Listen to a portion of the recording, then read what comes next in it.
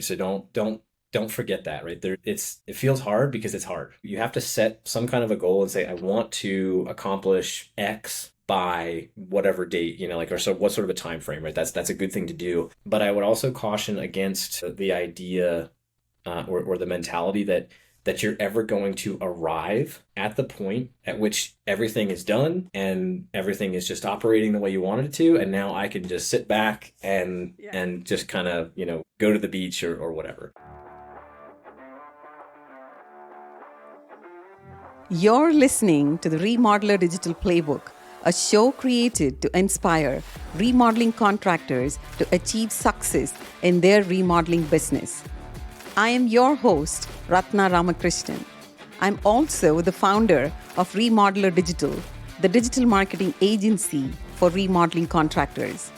In each episode, I'll be chatting with remodeling contractors and top experts discussing their proven methods for revenue generation, the insights they've gained, and the keys to remodeling success. And I'll be sharing my knowledge of how I created a 7-figure business using digital marketing.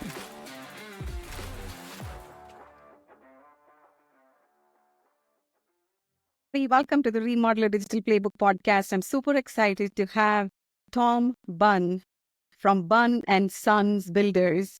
He has dedicated his life to building custom homes to transform people's lives. He's been in business for over 20 years, and I'm really excited to have Tom on the podcast today. Welcome, Tom. Thank you. I have to correct a little bit of that though. I'm not sure where the 20-year number came from, but we're in our ninth year of operation right now. Well, when I Google you, that's what Google says, and that's where we're deriving our data from. So thanks for the correction. Is it Google's given me more credit than I deserve. well? If I understand, you have a background in geophysics. Yeah, in a previous career, right? That's what I went to school for, and I used to work in the consulting field, mostly related to gas and oil sort of projects, cleanup, remediation stuff in that realm of things. And then in 2016, we decided that's not what I wanted to do with the rest of my life, and changed directions and started. At first, it was Bunn and Sons Handyman Services, and so we started very humbly. It was me in the truck with the tools, out doing the work and everything, and my wife was launching the website and running QuickBooks. Kind of that, kind of a typical genesis of a small, family-owned construction business, and then it evolved from there to where we are today. Nice. So, what made you go from geophysics to home renovation and remodeling and home building? It's like such a huge transition. Did you grow up in the trades? What attracted you to this? Yeah, I had enough of a background in the trades to be dangerous, I would say. My father was something of a contractor. Like he never built a big business out of it, but he, did that to make his living for a period of time, as I was growing up. And then I would help him, with stuff here and there. I grew up on a farm as well, so a hammer and a saw in my hand was, it was a comfortable thing. And then through college and afterwards I would work odd jobs, construction here and there, everything from site work to some like carpentry, things like that, But yeah, what really drove me to make the change was I wanted to put a fork in my eye when I would come home from work every day at the consulting agency. And I just thought, I don't think I could do this for 20 years. And so my wife and I talked about that and prayed about it and decided that we were going to do something different with our lives. And off we went. Very cool. You were in the Marine Corps as well. I was, yeah. After high school, I enlisted in the Marine Corps. So from 2000 to 2005 was a little bit of broken service in there. So yeah, that was an exciting time to be a Marine. Do you feel like you take any of your learnings or your skills from being a Marine to your business today? Yeah, I mean, not the carpentry, obviously, or the business. Reviewing a P&L wasn't something that we reviewed in boot camp. But but yeah, I mean, I think definitely relationship building and then also just working hard. Being able to take a punch. I guess maybe that's a good one to be in business. Very true. What I just love the name of your brand, Bun and Sons. Is it because you're building a legacy brand, or where does that name come from? Yeah, good question. I get this a lot. So when we had to pick a name, for the company, when you file an LLC with the state, right, you got to call it something. And the name came from it's sort of a generational ode, because my father, because of what he did, I'm his son. He used to work in that field.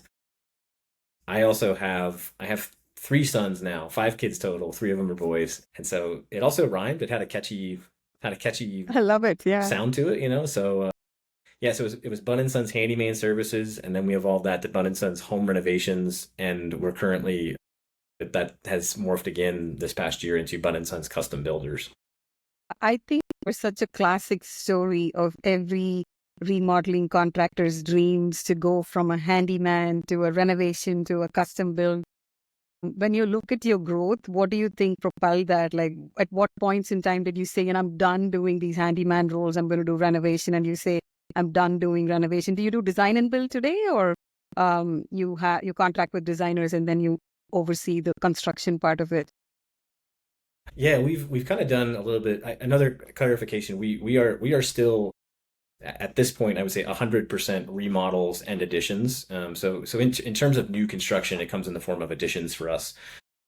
I am more actively exploring the opportunity for us to find that right, first client and project for us to execute a ground out build on a single family home, because I think we've got the capability to do that at this point, and that's the machine, the model that we've built on the remodel side. It applies itself very well to custom builds as well.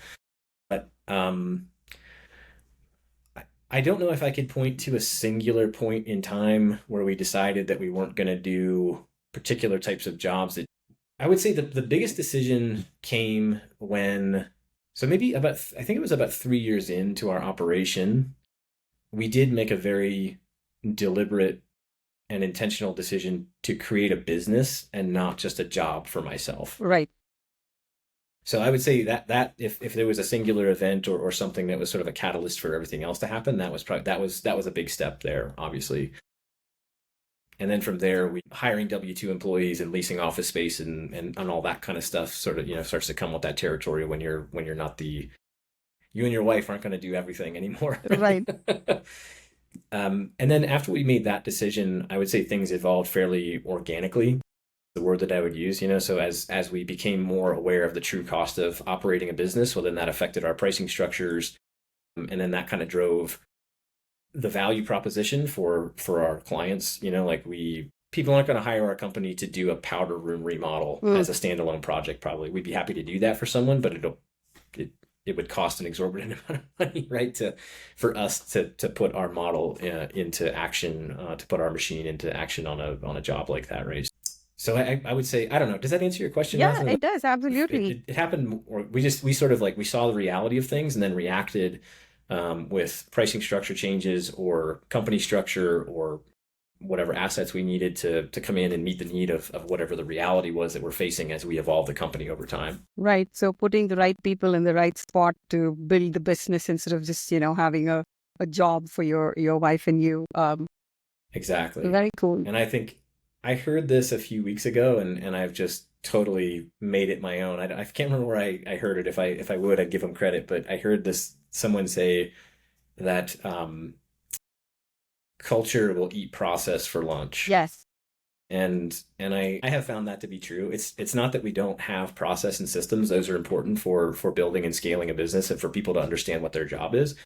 But if you don't have the right people around you, especially in a small organization like ours, it's going to go real sideways real quick. Right. So do you do primarily interior remodels, additions, kitchen and bathroom? Yeah, I would say that our service offering right now kind of runs the gamut between, on the small side, it would be a kitchen plus most of a main level kind of a remodel. So most people probably consider a main level kind of a remodel, on up to a project that would involve adding on new space to the house and remodeling some sort of significant portion of the inside, and anything in between there.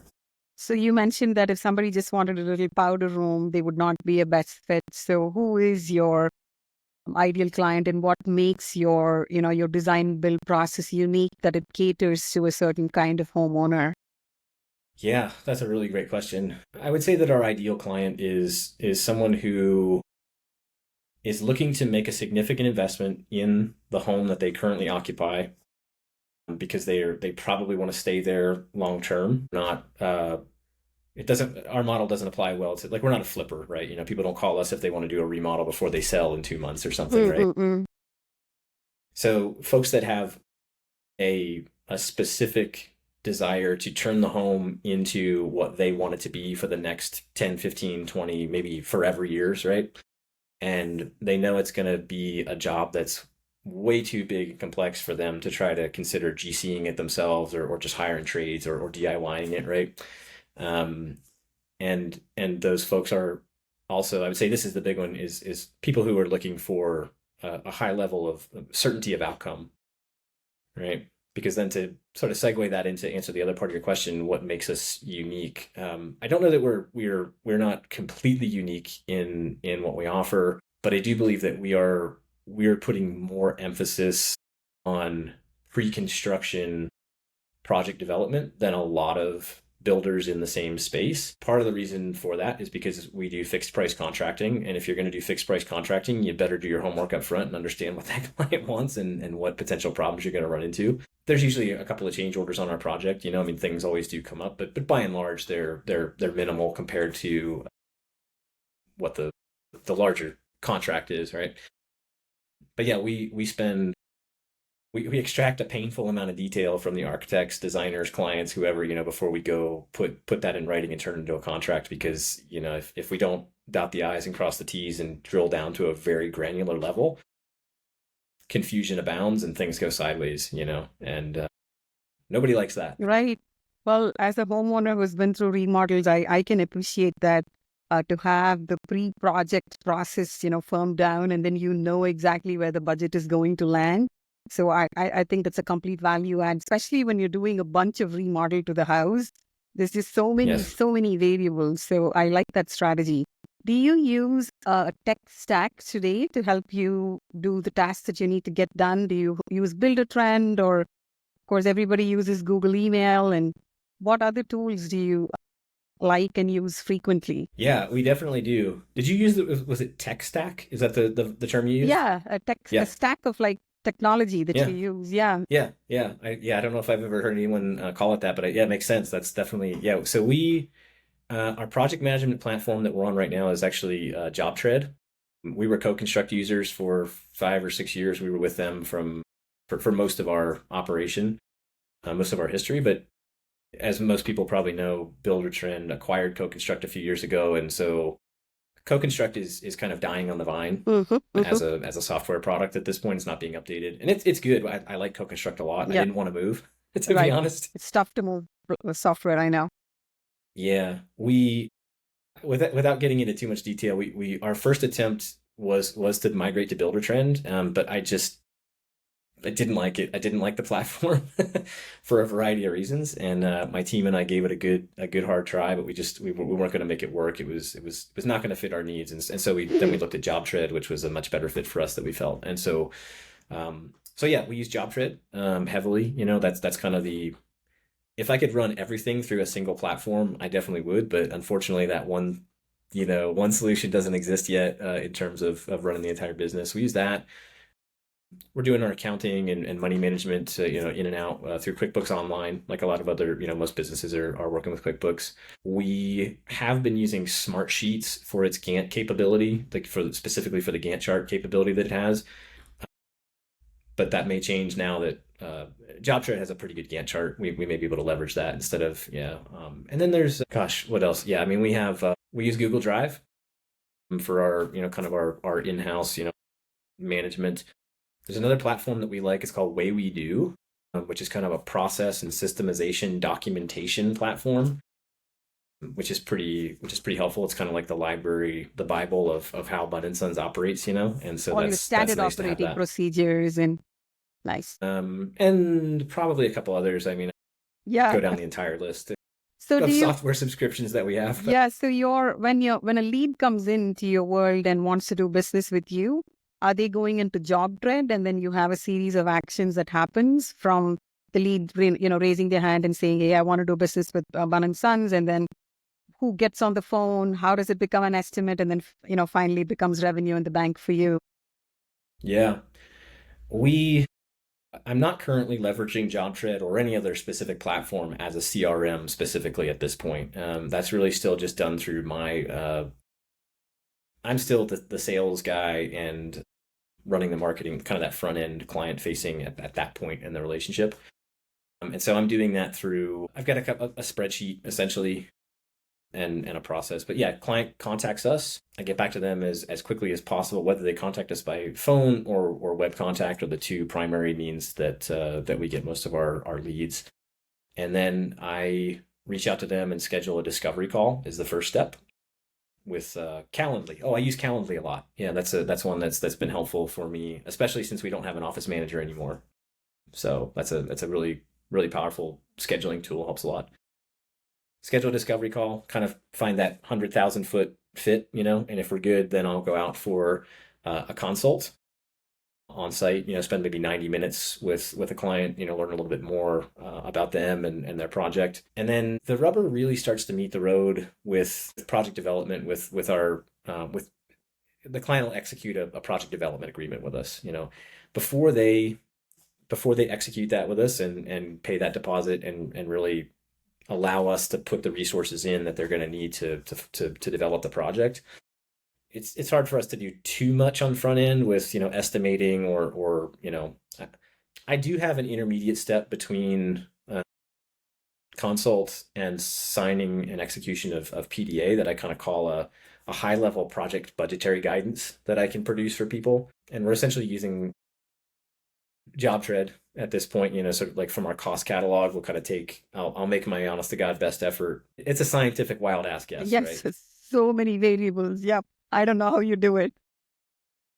It's really that step is to kind of get people a little more clarity or fidelity on what their project might look like. We've also got project studies that I'll show people, previous projects that we've built that have kind of a synopsis of the scope of work and what that other client paid and when we did that and stuff to kind of help them it's really developing pricing and getting to a contract is such an iterative process that it's hard to. I wish I had a flow chart back here that was like, oh yeah, step one, two, and three, right? And we, at a high level, that's true. We sort of have there's discovery and initial consultation, then there's project development, which kind of goes part and parcel with if you're an architect or a designer, they kind of tend to call it design development. That's when you're really getting into the nitty gritty of developing the project. And then there's contracting and building and then a warranty phase, So if you wanted to say, we sort of break it down into four simple steps here, but it sounds right that, only takes several months and, tens of thousands of dollars to complete, Well, this is changing people's spaces and where they live. So, so your projects typically run between 4 to 6 weeks or much longer, depending on the scale of the project. Usually quite a bit longer. I mean, so pre-con, it's really kind of all over the board. We can get a project if it's not too big and onerous through pre-con and ready to contract and start construction on in like 8 to 16 weeks. Kind of depending on now that's if the client and all the stakeholders are making decisions and giving us information and we're kind of moving through and not getting any extended lead times on the structural engineer getting back to us or whatever that kind of stuff. And then for most of our projects, the build schedules run from between 4 and 8 months. I see. It just kind of, again, it depends on the size and the complexity of the project. But at this point, almost any project we execute is going to have the same trades and the schedule is kind of generically look sort of the same. It's just a matter of whether the plumber is going to take, 2 days for the rough in or 10 days for the rough in, right? Kind of depending on the scope of work. But yeah, that's kind of what our typical project schedules look like. So we're doing 5 to 7 larger scale projects in a 12-month period is kind of that's what our production level kind of looks like. I see. And are you already booked out into the future? Like, are you booked out into Q1 of 2025 or? Yeah, a little bit. I mean, it's hard to say for sure. Like we're never as booked out as far as I want to be, right? Right. I'd love to have a 10-year pipeline. Why not? That'd be ideal, but yeah. But yes, that kind of varies, throughout the year or year to year, as to like how far out we are. But I've found personally that it's if the lead time is, unless the client specifically wants to execute the project, a year and a half from now or something, once people make this decision that they want to get going and they want to do the project, if we're not able to get them into the build schedule within 4 to 6 months, they tend to want to start looking elsewhere and to try to see if they can get it done sooner, right? Which is understandable. Yeah, yeah. What are you doing for marketing today? Do you invest in marketing and online marketing, or pretty much considering your project scope sizes are larger, are you just a referral based business? Yes. So we have we have all that going on. We have all those irons in the fire. We definitely get referrals, which is great. Those referrals come to you with a trust level in that relationship that's usually a bit higher than someone just coming off the street or from Google. Mm-hmm. But then I would say, by and large, it's always been and continues to be, when we have, people fill out that little box on the web contact that says, how did you hear about us? Most people are finding us via Google search. But you're not running any PPC ads or Google ads. So we're not doing any PPC right now. We've dabbled with that a little bit in the past, but honestly, I don't know. It didn't seem like we got as much traction. We are engaged with, so I subcontract website and SEO management to a digital marketing firm. I have someone who manages our socials, posting and responding on there, and then I have another company that does content, like video content, video production, right? For that. Before and afters and stuff like that. Before and afters, walkthroughs, client testimonials, employee interviews. It takes a variety of forms, but yeah, just the sort of video stuff that helps people from on the outside world get to know who we are as a company, and kind of hopefully spark enough interest for them to fill out that contact form and say, hey, I want to learn more about what it's like to work with you. Right. And then in terms of the actual review collection after you finish a project and you have a happy client, do you have a process in place where you solicit the review and say, hey, homeowner, how is it? Would you be kind enough to leave us a review? Or you just let it happen organically? If some clients, I would say this is kind of, a few clients have been like, for whatever reason, they understand how important that is, or they're just kind of naturally inclined to do it. And they'll leave us a review before I have a chance to even really ask them about it, which is always nice. But most of the time, it's me. When we finish a project up, I go back without the PM, without the superintendent, without any trades. It's all clean after, final cleanup, final move-ins complete. It's me going back to that client, sort of closing the loop on that entire, that relationship's kind of come full circle, and we're done with the project. And at that point, I usually will solicit them for a review, most of which are happy to say, oh yeah, that's great, send me the link. And then I usually have to follow up with them anywhere between 2 and 10 times to get them to actually write the review. People are busy. Yeah. But we try to, it's one of my top priorities, is to make sure that we have a steady flow of positive reviews hitting our Google business page. Absolutely. You definitely need that social proof today. Our brains are just wired to read other people's opinions before we open up our wallets. Do you have a process in place to check in with homeowners on the anniversary of the remodel being completed and so forth? Yeah, we do. We have, so I think right now our warranty is 1 year, kind of bumper to bumper, for lack of a better term, and then 2 years on any materials that we sourced, right? And then of course there's all manufacturers' warranties are in there. But during that period, we have specific check-ins, and there's reminders in our calendars for us or the PM, for the project staff to actually, it's something I'm actually going to automate through MailChimp, that they, at 6 weeks, 6 months, and 12 months, we reach out after the project to check in and say, hey, how are things going? Is there anything that's, can we be of any help? Just a check in to see how things are happening. MailChimp's good, but it's pretty archaic. So you don't use any text marketing today? I'm not currently, but it's something that I'm starting to learn more about, and potentially getting into that realm.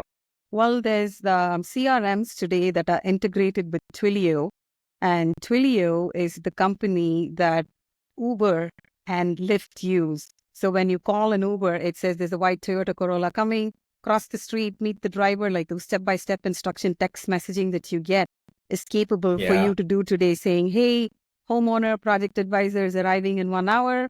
excited to meet you, estimate sent, how is it? Did you like it? Do you have questions? So it's totally possible to do that. And there's CRMs that Yeah. are integrated with Twilio, which makes it like really fun in the remodeling industry, because remodeling is a very personal business. You're in people's homes. So I think text marketing is huge, and we're all kind of wired to like having that instant gratification of having the phones in our hands and getting that Yes. messaging into our lives. Yeah, it's amazing the difference that I've seen between a person's kind of willingness or what's the word I'm looking for? An email is still pretty easy to deal with, right? I mean, it's that's also on our phone. Mm-hmm. But if you really want to get someone quick, it's like, Text them. they're like, "Oh, don't email me, text me." Like, well, it's just a different app, like, and you can get more and better information in an email text, but it's like, but just people want that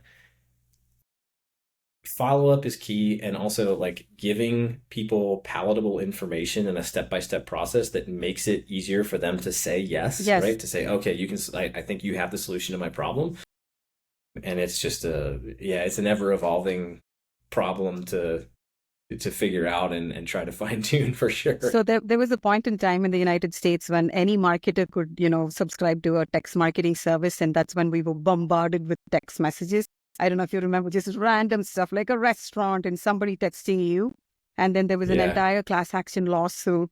And now the phone carriers require that the marketer that goes and sets up a text marketing system for a brand needs to have what is called A2P 10 DLC, which stands for Application to Person 10-digit long code verification. So if you wanted to engage in text marketing today, you need to go buy a pool of numbers, have the numbers registered to your LLC, validate that there is a human behind the brand. Then you're eligible to like text market, because it was getting out of control and all the consumers were complaining. So it's become pretty complex now to get that text marketing set up and going. But once you do, like you say, there's instant gratification. People like it, and it's an integral part of like digital marketing today.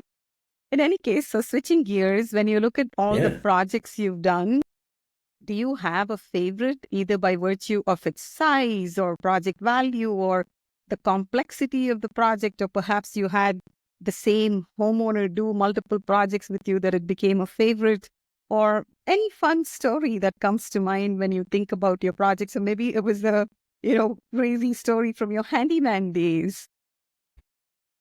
Share with me something Oh gosh, fun. I try to forget most of those days. I'm sure. But that was a stepping stone to where we are today. So I can't be too hard on that on those memories. But I think as far the projects, we as a team, as a company, we really enjoy those moderate to larger size remodels, right? I mean, it's what we're built for. So what we're doing is what we like, which is good, right? We're generally not doing projects that are just like, what are we doing on this, So it's suicidal, right? First of all, in a business, if you're trying to do projects outside of your sweet spot, it's not good, So we did a project last year for some folks who, I'm in Broomfield, Colorado, which is kind of between Denver and Boulder, right? So we're on the Front Range, and the Denver metro area is our market.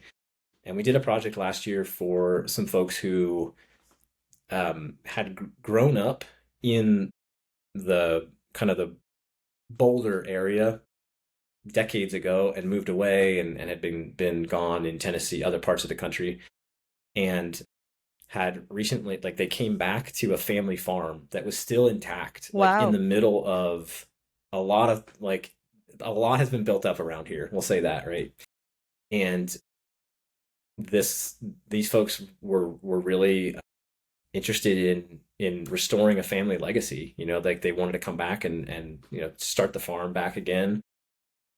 And the house that was on the property was in rough shape. And so we renovated this old farmhouse last year for these folks, and just totally tore the guts out of it and updated all the MEP systems and insulated it and new windows and doors and things like that, along with the entire interior remodel. So it was really, it was a significant upgrade. And that was, to see the transformation on that was pretty wild. That was a pretty cool project. And so the family lives there now? Yeah, they're out there. He's probably cutting hay today or something. How fun. So large property with a brand new construction. So fantastic. Very cool. Yeah. Well, we renovated the house. It wasn't a new house, but it Right. was but we took, yeah, it was a big Well, if you upgrade, do the windows and all of it, then it just feels new, right? Once you touch the facade of the building, then Yeah. cool, very cool story. Do you use any AI today in your business? Do you rely on ChatGPT or there's so many tools out there? Yeah.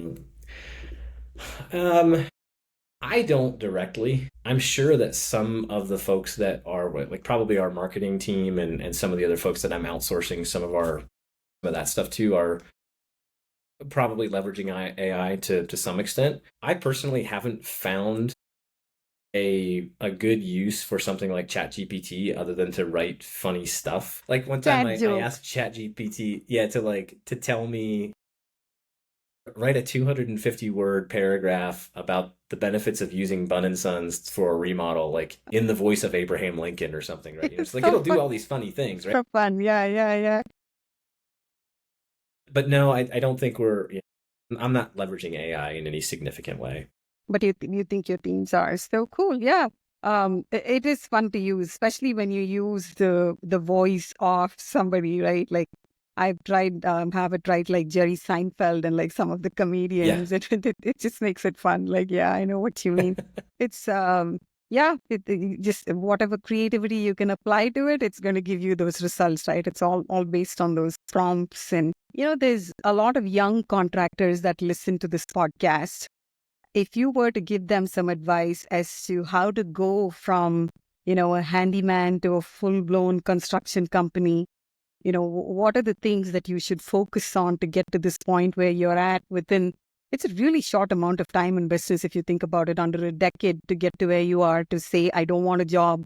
I am a business owner. I'm going to have a team. I'm going to have employees and I'm going to deliver high quality and have happy clients is not trivial, and it's not for the faint of heart to have that hope and No. dream. So if there are other younger contractors aspiring to do what you've done, to follow your path, what do you think are maybe 2 to 3 key things? Was it a book you read, a mentor you had? What is it that kind of pushed you to where you are today and where you're doing well?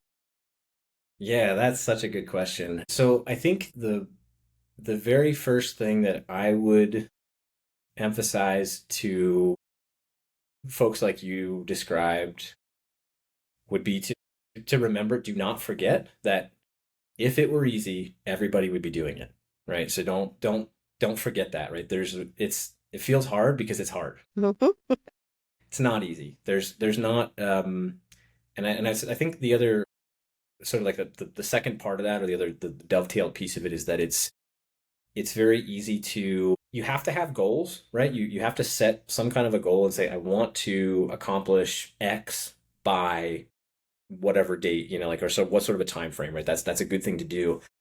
But I would also caution against the idea, or the mentality that you're ever going to arrive at the point at which everything is done and everything is just operating the way you wanted it to, and now I can just sit back and just kind of go to the beach or whatever. And I'm not saying I don't take vacation. I take For more sure. vacation now than I ever did because I have a team around me, and I'm not the only guy who can answer questions, right?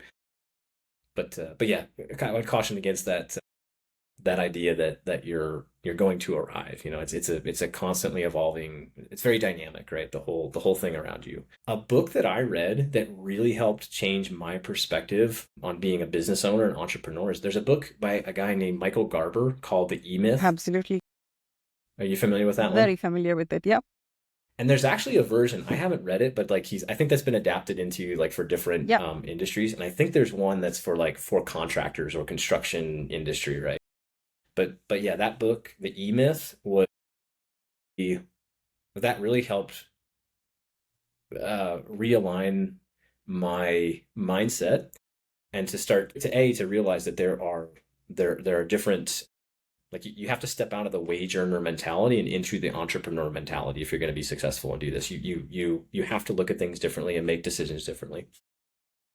And that book was really helpful in fleshing that out for me and helping me understand that, the difference and the direction that I needed to go if I wanted to be serious about building a business. Very true. That was the first book I read as well when I decided to become an entrepreneur. And Really? It really opens up your eyes and you're like, okay, if I really want to, build a brand that I can sell or that leave a legacy or, make meaningful revenue instead of just being a hobby or a job, then you need those processes, you need those systems, you need those people that can, be your right hand and help you. So yeah, I'm a fan of that book. And I think there's a version called E-Myth Revisited. But Yes. since you mentioned it, I'm probably going to go look on Amazon. If it's pretty easy for them to take that methodology and apply it to every vertical of businesses. So that'd be cool if they took it and they customized it to the remodeling industry, right? Yeah. Yeah. Do you There wish? was Mhm, go ahead. I was just gonna say the other thing that really helped us immensely is maybe four. I don't know. It was shortly after I made the decision that we were going to run a business and not have a job for I me. love that. I engaged with a with a consulting group specifically built around smaller residential contractors like myself, right? So to be Who able to are get they? Are you able to name them? yeah, I'd love to give them a shout out. I'm not currently working with them, but they are. It was hugely impactful on my business. A lot of the time, it just gave me a validation that I wasn't crazy and I needed to keep going. But it's yeah, it's a group called Contractor Convergence, and they're out of Sandpoint, Idaho. And those guys were yeah, just an awesome group of guys, and the there's the coaches themselves who have a lot of good applicable experience, right? You know, guys who have been there and done that and got the t-shirt, right? And then their client base, you know, the other folks that are in that group they're all over the country from East Coast to West Coast, and talking to other builders, you know, in the same situations down in the trenches, you know, like dealing with a pissed off client or some frustration around like pricing or whatever the case was, you know, like these guys were all living the same life, and that was really that helped me a lot. It was worth the investment that I put into that during those years for sure. How long of an engagement was it, and how much of your time did it take? I worked with them for 3 or 4 years, probably closer to maybe four, maybe a little over 4 years. Um, and their program kind of changed throughout that time, right? But it was essentially I think what they were doing, and I think what they are still doing is something about like 2 calls per week. Mhm. One of them being a teaching informational, kind of pushing new ideas out, or you know, and then the other one was more of a free form, open mic, bring what you're working on, kind of you know, group think tank kind of a format. And those would last anywhere between 1 and 3 hours, right? I mean, depending on, you know, if people wanted to stay and talk more, we could do that. But I met so many guys through that group that are all over the country, and I still talk to all of them or most of them. You know, I'll ping them about something like, hey, how are you dealing with whatever? You know, like I'm, you know, so So at some point, you just feel ready to wean yourself off that group and then just grow up and kind of go do your stuff. yeah, we transitioned from that to EOS, which I don't know if are you familiar with Yes, EOS? yes, the entrepreneurial Yeah, operating system. Yeah. yeah, which we're currently we're implementing that, you know. I think what I've come to understand, know, and just sort of realize about any of that, it's what all we're trying to do is identify and implement best practice, right? And you can do that through EOS, you can do it through a specialized coaching group, you can do it yourself, you can make your own thing up, right? You know, you don't need a coach or a pre-built system, right? You know, to plug into. What I found though was that those, while they are significant investments, Mm-hmm, right? You know, I mm-hmm. mean, you're talking tens of thousands of dollars per Right, year, right? right. For those kind of things. They really flatten out the learning curve for folks who are, you know, especially in the business sense. You know, you may be I mean, to be honest, I'm a terrible carpenter compared to like, you know, most of the guys out there swinging a hammer. I couldn't hold a candle to them. But there's a lot of guys who kind of come into this industry who are very good at that. Like they apply a trade and then they turn it into a business, and they and me, like nobody is born with the knowledge of how to implement best practice and run a business, right? And so just paying for someone else's knowledge to flatten your learning curve is something that I would say is never a terrible investment. Priceless. Yeah, it's absolutely worth it. So do you follow EOS to the T? Do you have an integrator, and do you have your rocks and your minutes and your... Yeah. So we actually did a little bit of self implementation. We kind of did DIY implementation for a couple of months with things like the meeting pulse, Mhm. just kind of bringing some of that structure in. And then about 6 months ago, like we are working currently with an integrator to help us to do that. And I don't know, like we'll see if I go the full measure with EOS. I mean, it's good, it's not a bad system by any means. What EOS has helped us to do versus the other coaching program that we're doing, like sort of we're gonna like put differences between it, is EOS created of it was a ready-made vehicle that allowed me to bring other people in the company onto the leadership team and get them like really start plugging them in at a higher level than what I was having difficulty doing that on my own. Like like how am I going to get my operations manager to be like he's part of the leadership team, right? And you got to trust people that obviously you bring them into those leadership positions. But anyway, EOS has been a good vehicle for that, kind of a ready-made track in a system. You're like, oh, well, you want to, bring somebody up to that level. Here's how you can do that. Yeah. Nice. Yep. Absolutely. Yep. And is your wife still in the business? Does she work in the business? She is still a little bit. It's funny you asked that question. So through the through some of the work we've been doing with EOS, we we came to the conclusion that she must exit the business. It is Be mommy to those 5 amazing kids. Yeah. We homeschool too. I should say she homeschools. Wow. I bow to Yeah. her. So yes, I know, right? She's got a lot going on, and essentially she's always backstopped the administrative side of the business. We've had office managers, we've built processes for project managers and everybody else to like, we have a bookkeeper, we have all these resources, but she's ultimately been the one who backstops all that. And until we remove that backstop completely, we're always going to lean on her as a crutch. Right. And we can't do that to her and the business, right? It hamstrings the business and it hamstrings her in her other duties. And so, not to mention, it's kind of hard to be. I won't lie, like it introduces difficulty into the marriage if you're married Yes. to your business partner, right? Marriage is hard enough. Yep. Yeah. Well, we would see, we find like, on Tuesday morning, instead of like saying goodbye or enjoying another 10 minutes on the front porch with the kids before I go off, like we're working through some kind of a problem in the company, and it's just like, man, this thing it'll creep into every crevice of your life if you don't sort of put some boundaries on it. Do you wish for your children to become part of your brand as they grow up? Are you trying to build a legacy brand? Do you wish for your boys or even your daughters could be in construction? Yeah, I mean, that would be great. I think the numbers don't lie, like the statistics are pretty abysmal for transferring a business from first generation to second generation and have it survive, unfortunately.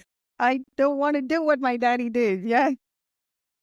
Yeah, so it's an idea that we're open to. I mean, my oldest is 9 years old right now, right? Right. So we're not really in the process of building any kind of transition plan at this point. But yeah, that would be great if they show an interest and they want to do it. Absolutely. I would love to see it live on. I think that for the time being, where I'm at right now and probably projecting, a few years into the future, I am more concerned with building a lifestyle business for myself and my key employees, where we have good clients and good work-life balance, and I get more time back. I want to spend time with my kids and take them to the mountains and go camping and not deal with all the minutia of project management, right? Or whatever else is going on. And so yeah, that's kind of my goal right now, but that I could see that certainly evolving into more of a legacy, generational kind of a transition as well at some point. Well, we should sync in another 15 to 20 years and see where the kids are at and where their heads are at. I laugh. I say at some point my daughters are going to give me a hard time once they get old enough to realize what that name is. So I might have to spin off a business unit, a different business unit or something. They're going to get mad at me. You are the CEO of Bunn and Sons, so come on over, little girl, right? Give them the most important role, and then they can manage the brothers, so then they'll be fine.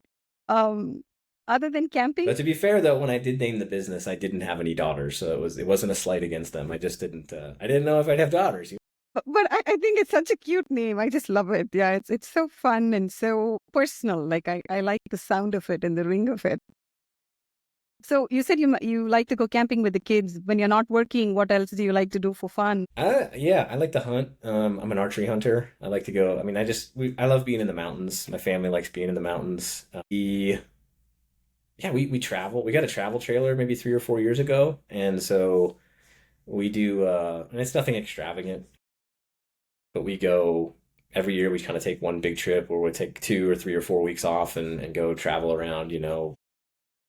Out west or back east or whatever. Go do some things like that. So I think that yeah, Nice. that, and then there's just never any shortage of um, I get home and there's five. Well, our youngest is only about a month old, right? So he's not greeting me at the door, but I get greeted at the door every night, and we want to go on a bike ride or go to the park, or like, look at this thing I did today. So it's sort of like there's never any shortage of things to do once I get home with the kids. Yeah, It's awesome. cherish it. Yeah, I have two teenage boys, 16 and 14, and life gets super busy once they get into high school and their heads are in their Yeah. own study and friends, and that that phase that you're in is going to feel crazy busy, but it's just like super special. Just soak everything in and enjoy it. How do you Days are long and the years are short, right? Right. That's And what then once my 16-year-old started driving, and now I feel like your brain bandwidth, you worry about them. You're like, should I track him? Should I trust him? Should I just let him go with the car? Like all of these. Yeah. So here you are, like, taking them for a bike ride. You're tired, and then here you're by yourself alone, but your brain can't stop thinking about them. So Yeah, where are they at? What are they doing, right? yeah, Yeah. parenting is complex. So how do you stay current with the industry trends? Do you go to conferences? Do you have like favorite resources that you rely on? Are you a member of like the National Association of Remodelers or the Kitchen and Bathroom Yeah. Show? I am an active member in the Denver chapter of NKBA, as Yes. well as the HBA. Specifically in the HBA, I really like the Council of the Custom Builder and Remodeler Council, the CBRC. NARI actually doesn't have a chapter in Denver or Colorado, and so I don't have access to that. I would have to be a remote member, which I don't see a lot of value in that for me right yet. But yeah, I try to go to those. As far as keeping up with trends, I guess I have never been, and I don't think I ever will be, super big on trends in maybe like aesthetic or style. I'm just kind of personally more of a classic, perennial kind of a guy myself. But in terms of market conditions and the realities of operating a business under the conditions, I like to be aware of those trends. Yes. Like the style, the aesthetic of what we're building can change, but to me, those aren't the most important things that I'm concerned with anyway, right? I mean, that's what the designers are for. Yeah. Touchless faucets and the awnings that retract at the click of a button, like the technology is just at play with remodeling. So you survived the pandemic, and here you are, your business has made it through I think remodeling did really well during the pandemic because it was a boom and people were sitting in their homes and looking at their spaces. And so did you ride the wave during the pandemic? And looking ahead, what do you think is going to happen in the next 5 years? What are you predicting either for yourself or for the industry? Do you think there's going to be an upswing? Yeah, I don't know. My crystal ball is a little buttery here. I don't, but I'm sure you have a gut feeling. Share with me what you're feeling in there. well, we definitely grew through the pandemic timeframes. It was, I think that I don't know that our business was necessarily driven by the pandemic, but there is an effect when the Fed drops interest rates to zero to keep the economy stimulated, and money is just kind of flowing more freely generally in the economy. I think that definitely helped us. People were that changes homeowners' outlooks on what is expensive, what is affordable, right? It's all kind of a relative thing, so we grew. Last year, we did like 2.2 or 2.3 million in top line. Yeah, which was good. It's our biggest year. It's like we were steadily moving up every year. It was an increase up to that point. This year, I think we're probably gonna we'll maybe hit. I mean, unless something changes drastically, but before, as we're going into 4Q and something comes in real quick for build, I think we'll actually probably we'll probably land somewhere around 1.7 this year. So for us, that might be the difference of one project, right? That's one $400,000 or $500,000 project. So I don't know if it's necessarily, if things have slowed down terribly, but at the same time, it has felt the past 8 months or so have been just different, in terms of, in my personal experience of leads coming in, and the conversations I've been having with potential clients. The sort of the fever pitch and the fire that was really going on, a year or two, three ago, has seemed to be tampered. And I think that's my personal opinion, kind of just looking around and surveying the landscape, is I think one big reason is everybody's been talking about inflation, but after 2 or 3 years of steady inflation, everybody is looking around and saying, gosh, yeah, man, my water bill, my fuel bill, my mortgage, my insurance, cost of living, everything is up across the board. And it's going to take, I think, a little while for people to adjust to the new normal, if we want to call it that, right? We went through an inflationary period, and there's nothing we can do about that now. I just think that personally, it's going to take some time for people to get used to that, and where they're not, dropping the phone out of their hand when you tell them a kitchen remodel is going to cost $250,000 to $300,000, right? It's like, sorry, I got, if I pay taxes and follow all the rules, Right. this is what it looks like, right? And then, I don't know, projecting out to answer your question, in the next 3 to 5 years, I think the outlook's good. Residential construction it's not going to go away, right? It's not like we're in a super volatile, like, sort of tech industry where someone might just make one decision where Right. a platform dies, and along with it, an entire industry, right? People need places to live, and older homes are going to continue to need repair and renovation, and there's always going to be a market for it. And so I think it's just a matter of finding out how, fine tuning the system for us to connect and get in front of those people who are our ideal clients, who want to do things the way that we do it, and and kind of narrowing that down. But yeah, there's still a big shortage of housing here in Denver. Sometimes I think, oh, maybe being a new builder, but that's, I don't know. It's a different I'll ballgame. leave that to Taylor Morrison and Lenore, right? That's a different ball game, right? The new home builds. Yeah. And cool. Well, things are going to be on the upswing, hopefully going into 2025. And I think inflation is something that's a byproduct of a pandemic. When you exit a pandemic, around the fifth year is when things are supposed to turn around and hopefully go on the upswing. So wishing for a wonderful new year for all of us in terms of business and growth. Well, it definitely made a difference. I was at an HBA event a few weeks ago, the day after that the Fed had dropped rates half a point, and it was noted, right? People in the room were like, oh, hey, this is good. It was, the first rate drop in what, 4 or 5 years, I think. So things like that will start to get the fire going again, I think. Yeah. Absolutely.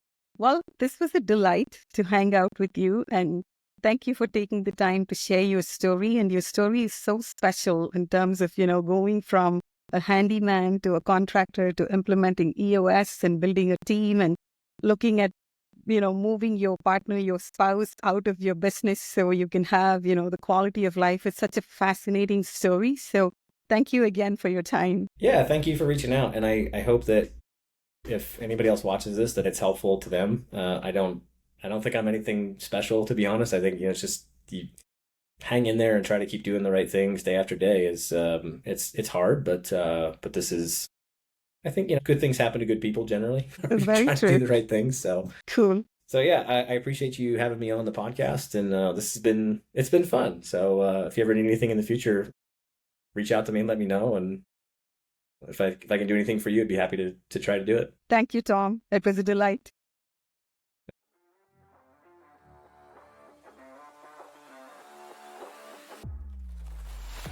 If you would like to generate more leads through your digital marketing efforts, please visit remodelerdigital.com and check the workshop section for video training and guides on everything from running effective pay-per-click ads and how to have your website be best friends with the Google algorithm. Also sign up for a 15-minute discovery call with me to run an online snapshot report of your remodeling business. This has been another successful episode of the Remodeler Digital Playbook. Thanks for listening.